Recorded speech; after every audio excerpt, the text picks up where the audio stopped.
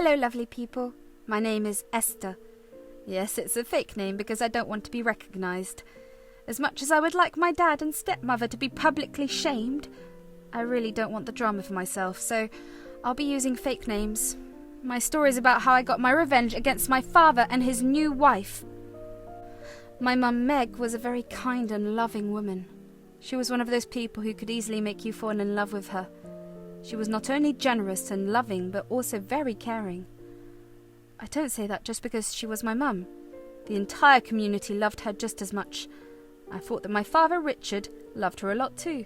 I was wrong. When I was around 16, my dad left my mum and married his mistress, Jennifer. My mum was actually getting cancer treatment, and my dad decided that it would be a good idea to cheat on her with her best friend. Apparently, it had been going on for a year since my mum's diagnosis. One day, my dad just sat me down and told me everything. He said, "I'm sure you have heard that your mum and I are splitting. You have to understand, Esther. I cannot be with someone who is sick. I needed a wife who would take care of me. Jennifer makes me feel loved."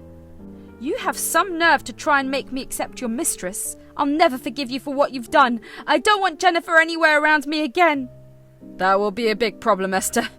I'm going to marry her in 6 months. I'll do it as soon as the divorce is finalised. You need to attend our wedding and support us. People will talk if you don't show up."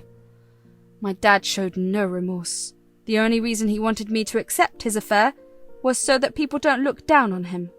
I can't begin to tell you how disgusted I was. My mum tried her best not to spoil my relationship with Dad. She explained to me that she won't be alive for long, so I needed to stick with the only parent I would have in the future. It made me super sad to see her say those things. It was true that her cancer got worse and she didn't have much time. I needed my dad back then. I needed the support. Seeing my mum die in pain while my dad was celebrating his new family was horrible.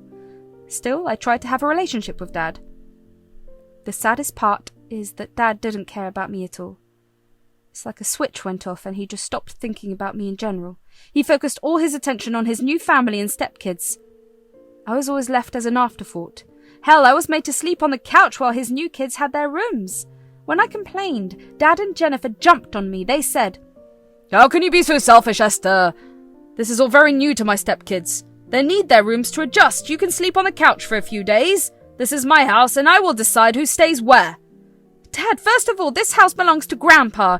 He promised me that I would get my room. You promised him that too. That's why he let you stay here."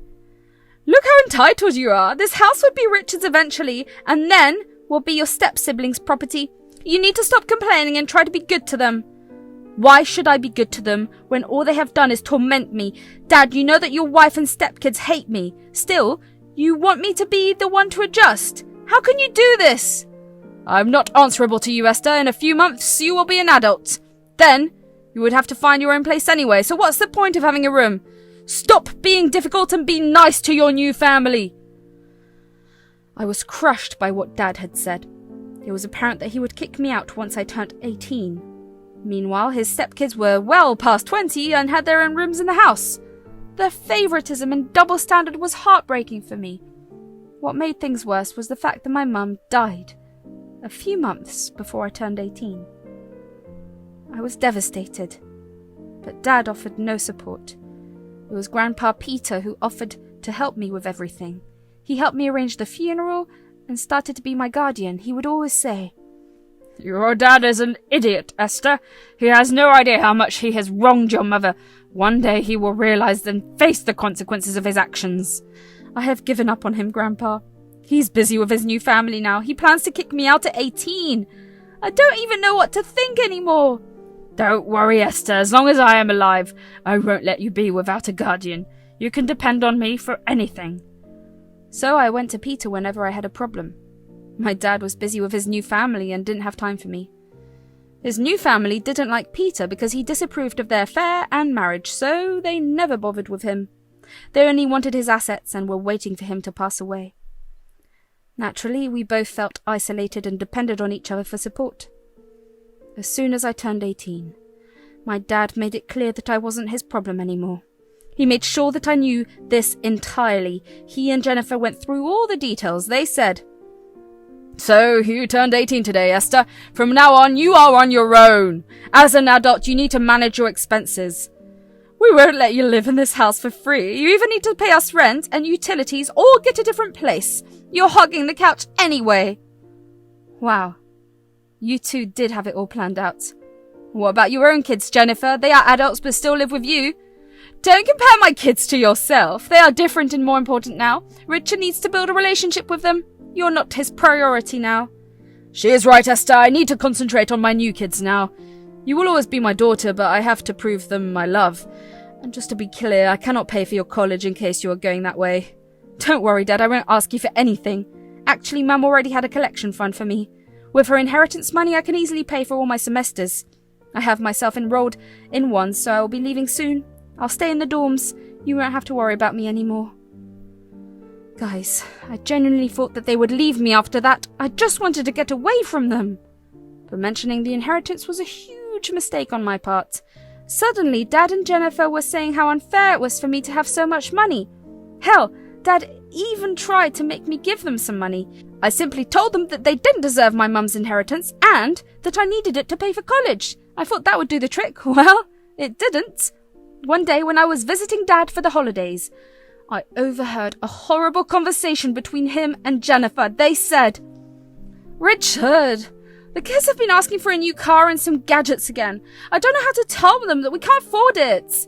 It's so unfair that Esther gets everything while your kids don't get what they want. If you don't do something about it, they will start to hate you." You don't have to worry, dear. I'll talk to Esther. I'll make her drop out of college. Then she will be forced to give up the rest of her inheritance to us. That's a wonderful idea, Richard. Esther doesn't deserve so much money anyway. She needs to share it with her siblings as we do. You should talk to her. Don't worry, I will. Very soon we'll have the rest of her inheritance in our accounts. We can get our kids whatever they want. Hearing this made my heart hurt. I loved my dad despite what he had done, but what little love was left for him was now gone. I couldn't believe that he could be so cruel. He wanted to destroy my career to help his new family? It made me sick to my stomach. After a while, I was burning with anger. So I decided to call my grandpa and hatch a plan. I would get back to Dad and Jennifer. They have no idea who they have messed with. About 2 months later, Dad and Jennifer called me home. They sat me down and told me that we needed to talk. I knew what he was going to say. Still, I wanted to hear them out. He said, "Esther, there is something we need to talk about. I want you to drop out of college. You've got a lot of inheritance from your mum. It's very unfair that you get to go to college and spend so much money. You need to drop out and give us the money." Excuse me? Why would I do that? And what do you even need the money for? You are not an only child now, Esther. You have step-siblings and a new family. It was extremely rude of you not to share your inheritance. We want to remedy that. If you drop out of college, you won't need the rest of the inheritance. You can give it to us so that we can help your new siblings to get the things they want. You need to stop being so selfish and think about them. They could use the money for much better things. Hearing what Dad said, I began laughing very loudly in front of him. Then I went ahead and pulled some of my documents out of my bag. I said, "I had a feeling that you would ask me something like this. With the way you have been replacing me with your new family, it was only a matter of time." Thankfully for me, I was prepared for this day. "So you have already dropped out of college? Will you give the rest of your inheritance to us?" You must be living on planet delusion, Dad. There is no way I am dropping out of college. You or your new family do not deserve my inheritance. How dare you say that to us? Me and my kids are also your family. We deserve whatever inheritance you get from others. Families share, so you need to give us the money right now. What family, Jennifer? You and your kids have never made me feel like a family. My mum was betrayed by the two of you. You and Dad mean nothing to me, and neither do your kids, so I will not be dropping out and giving you any money. You cannot insult us in our own home, Esther. You need to apologize to us right now. I'm very close to kicking you out of the house. Don't test my patience. I'm glad you brought up the topic of kicking out people from the house. Well, I guess I have some surprises for you two. Here, why don't you read this? I gave them the papers and let them read what was written on it.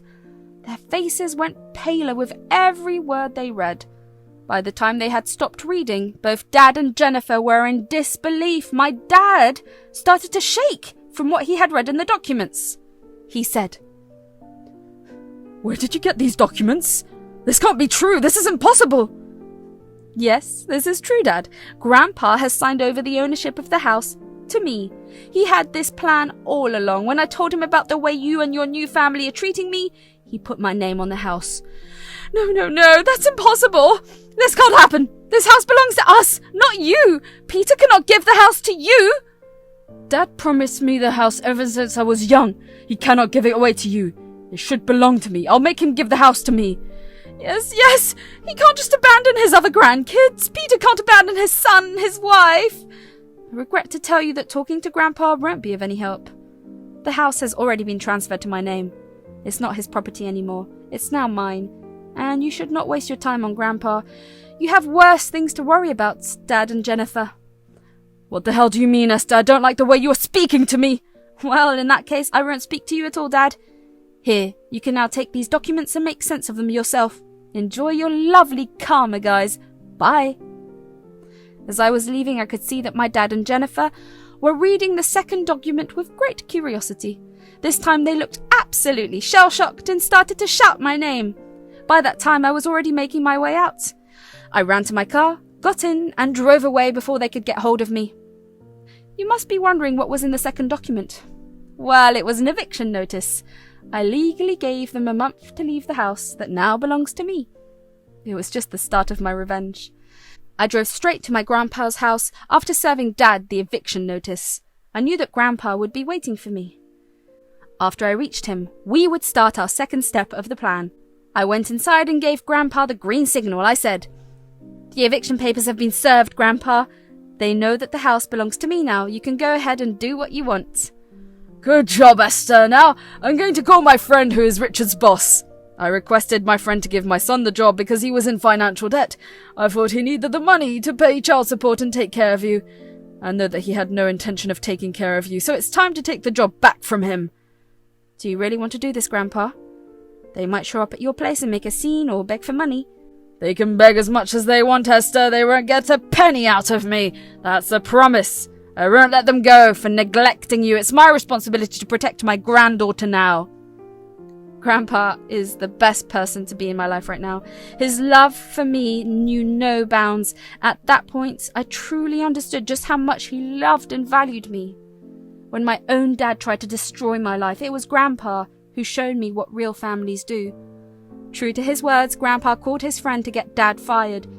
Grandpa was already thinking about disinheriting Dad, so he also called his lawyer to talk about that. Around an hour or two after everything went down, Grandpa started to get angry calls and texts from both Dad and Jennifer. Grandpa was at first ignoring them. Then he decided that he needed to give Dad a piece of his mind. He picked up the call and said, "What the hell do you want, Richard? I think I have made it clear through my actions that I'll be of no help to you." "Dad, you can't do this to me. You can't do this to your own son. What kind of a father are you? How can you destroy your own son's life?" "You keep forgetting something, Richard. I am being the same kind of father that you were to Esther. I'm not doing something out of the ordinary, Richard. I'm mirroring your actions. You tried to make Esther give up her inheritance and her studies. When she refused, you've threatened to kick her out. I know everything, Richard. Don't teach me how to be a father." "What I do with my daughter is none of your business. She has become a spoilt brat because of you. She doesn't respect me or my wife. She doesn't want to share her inheritance. Yes, she doesn't want to share the inheritance her mum left for her. She doesn't want to give money to the people who betrayed her and her mother. She has done nothing wrong. I've helped you a lot in life because I wanted you to learn to be a good dad. You have done nothing but make a fool out of me. I am done enabling you, Richard.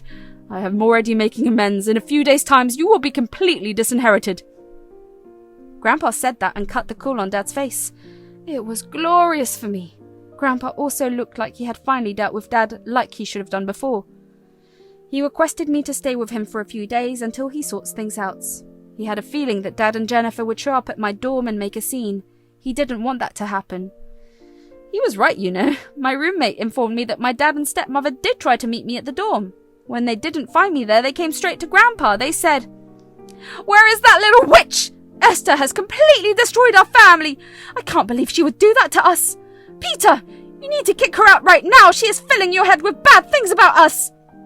Esther has crossed all limits, Dad. Just because we told her to shush, she ran away and complained to you. Call her right now. She needs to be taught a lesson. Don't you dare try to even look at Esther. As long as she is in my house, I will protect her against you horrible people. Dad, you can't stop me from parenting my own child. I am her father and her legal guardian. I have the right to see her when I want. I'm a full-grown adult, Dad. You made it very clear that since I turned 18, your responsibilities towards me have ended. Well, guess what? It also means that you no longer have any legal rights to punish me or take me with you. Listen to me, Richard. If you know what's best for you, you will take your wife and leave my house immediately. I have already made your life hell. Don't make me call the police on you two. Trust me, son, I won't hesitate even for a second. That was enough to make Dad leave me and Grandpa alone. Jennifer did try to throw a fuss, but Dad dragged her away. After this incident, there were a few days of radio silence from them.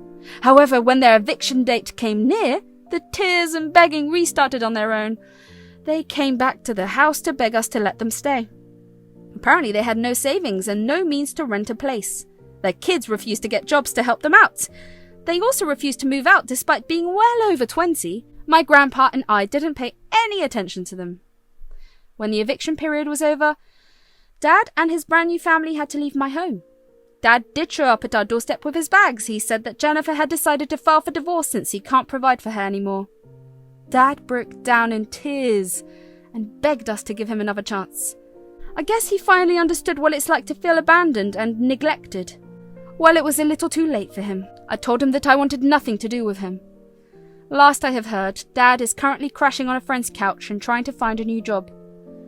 His last removal from the job didn't look good on his CV, so people were rejecting his application left and right. At this rate, he'll be forced to take a huge payout and work below his last designation. No idea where Jennifer and her kids are, but I know that she has filed for divorce. I guess she is on the lookout for her next victim. Not that I would call Dad a victim. Me and Grandpa are still as close as ever. I'm working hard at college, and my current dream is to follow in the footsteps of my mum. Please wish me luck.